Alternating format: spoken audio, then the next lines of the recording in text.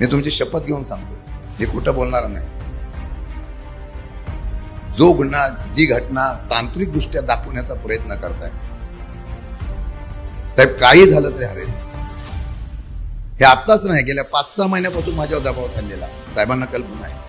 1 केस, 2 केस, अजून किती केसेस टाकायचे टाका. मी लढायला कधी घाबरत नाही आणि तुमच्या दबावापुढे मी कधी झुकणार नाही. मरेपर्यंत शरद पवारांची साथ सोडणार हा शब्द माझा तुमच्या साक्षीने आहे. आणि म्हणून तुम्हाला एवढंच सांगतो, काय उद्या होईल ते होईल,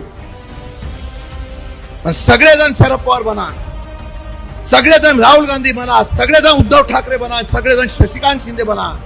निवडणुकाची ऐतिहासिक करून दाखवू की महाराष्ट्रामध्ये सर्वात जास्त चव्हाण साहेबांच्या भूमीने इतिहास घडवला आणि या असलेल्या भूमीने सर्वात जास्त मताने महाविकास आघाडीचा उमेदवार निवडून दिला. इतिहास करण्याची भूमिका करा.